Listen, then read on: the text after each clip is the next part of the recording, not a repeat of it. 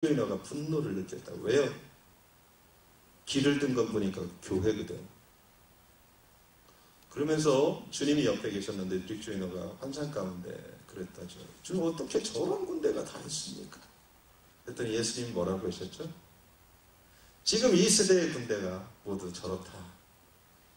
싸울 무기도 없고 지들끼리 싸우고 있고 무리는 엄청 큰데 능력은 하나도 없는 거예요. 그러면서 마지막 때를 위해서 시간을 주는데 그 부대를 두 번째 부대 정도까지 끌어올리고 싶다고 그러죠. 그리고선 뭐라고요? 더 무서운 말을 하죠. 그렇게 해서도 되지 않으면 버려버리겠다.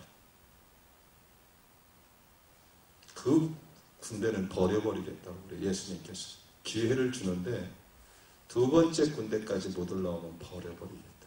나도 버려버리겠다. 사랑하는 여러분, 이것이 마지막 때 교회의 모습이라고 빅조이너는 하나님의 계시를 받게 됩니다. 지금은 우리가 하나님 앞에서 그렇게 좋은 군대로 준비될 때입니다. 좋은 군대는 단 하나예요. 주님 앞에, 주님 안에 주님을 추구하면서 거룩한 신부로 하나님 주신 은사들, 무기들을 가지고 일사정렬하게 주님을 왕으로 섬기면서 이 군대는 결국은 뭐예요?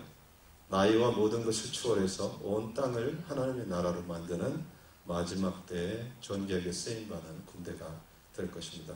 여러분과 저는 그런 군대로 불림을 받았다고 믿습니다. 아멘. 예, 아주 중요합니다. 사역은 그리스도를 섬기는 도구일 뿐입니다. 잊지 마십시오. 끊임없이. 본질이 아닙니다. 우리가 사역 자체를 중요시 여기면 그 사역을 아무리 잘해도 타락한 사역이 되게 될 것입니다.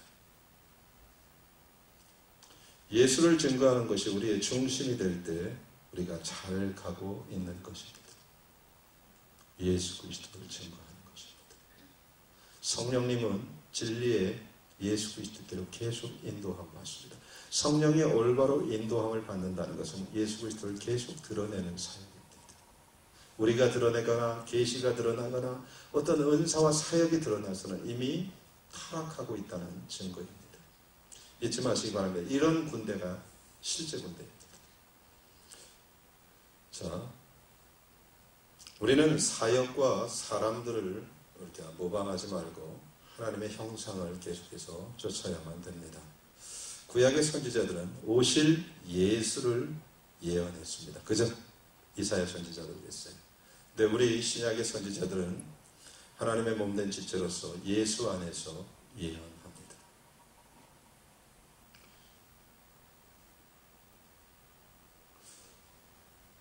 자, 그래서 왜 우리는 예언 사역을 강조해야 하는가? 이것이 중요합니다. 지금은 예언 사역이 엄청 강조될 때입니다. 그렇지만 그걸 강조하지는 않습니다. 그렇지만 지금은 강조할 때입니다. 왜 그럴까요? 왜 예언 사역을 갑자기 강조해야 합니까? 이거는 하나님의 명령입니다. 예언 사역이 써야지 나머지 사역이 잘 씁니다. 예언 사역이 가장 중요해서 그런 게 아니에요. 예언 사역이 지금은 강조될 텐데 예언 사역이 제대로 써야지 나머지 사역들이 온전하게 쓰기 때문에 그렇습니다. 그래서 예언 사역은 나머지 사역들을 완전하게 회복시키고 확장시키는 데 쓰임받기 때문에 그렇습니다. 예언 사역은 그리스도의 몸과 완전한 연합이 있어야 됩니다. 어느 누구도 몸인 교회와 연합하지 않고는 주님과 연합할 수 없습니다. 그래서 선지자 학교가 필요합니다. 예언의 은사보다 더 중요한 것이 제가 계속 얘기했지만 예수 그리스도입니다. 예수 그리스도의 몸된 교회와의 연합입니다. 이것은 멤버만을 의미하는 게 아니라 실제적으로 주님과 연합한 사람을 말합니다. 왜냐하면 예언의 은사, 모든 계시가 뭐예요? 포커스, 목적이 있기 때문에 그렇습니다. 사랑하는 여러분께서 이런 선지자 학교는 너무 중요하고 여러분들은 지금 아무것도 아닌 것 같지만 하나님 볼 때는 굉장히 중요합니다. 우리 많은 사람, 특별히 간증하는 사람들에 보면 그 한 사람이 한 작은 것을 통해서 하나님이 그를 얼마나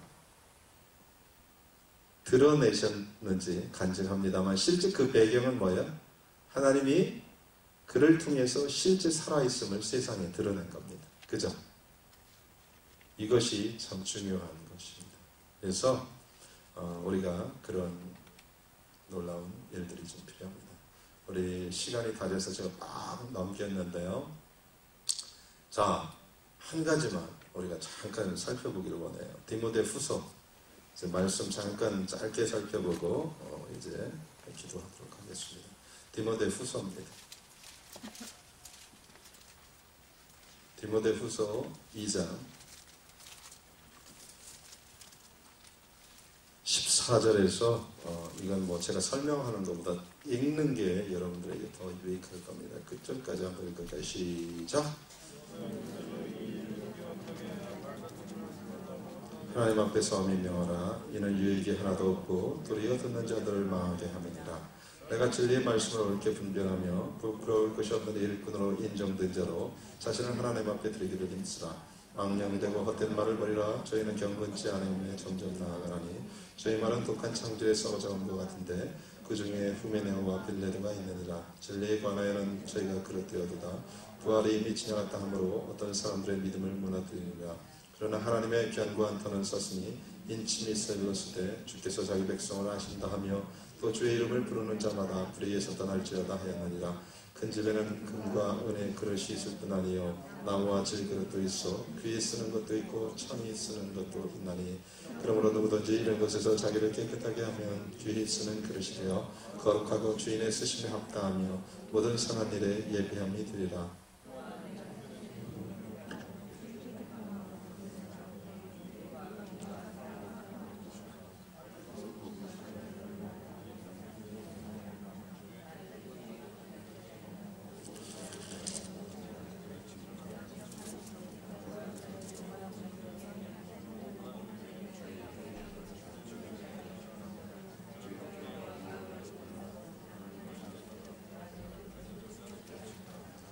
한마디로 하나님이 지금도 찾고 쓰시고자 하는 그릇은 어떤 그릇이라고요?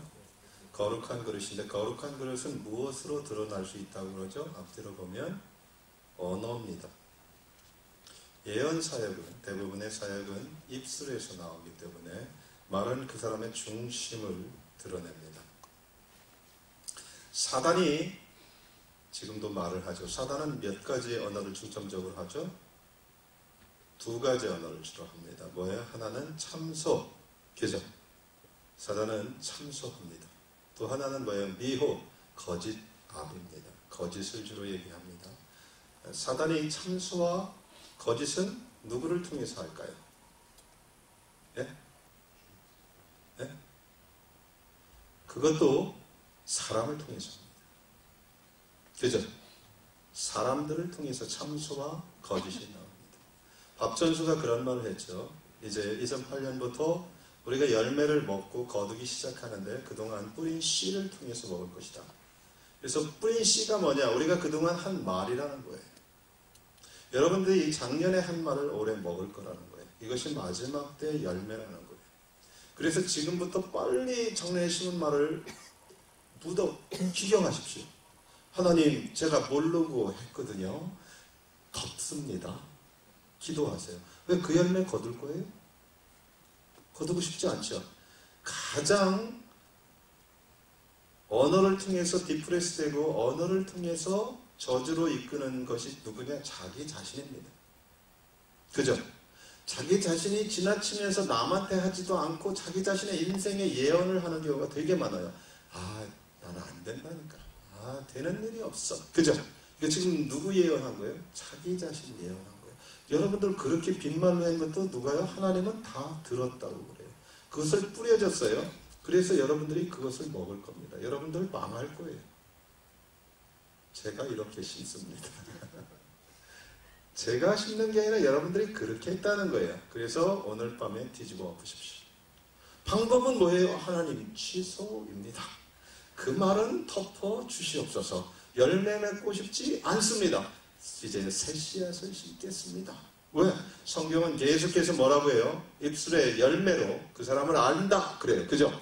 그리고 그 열매를 뭐요? 실제적으로 본인이 먹고 본인이 즐겨요. 그리고 본인의 미래가 돼요.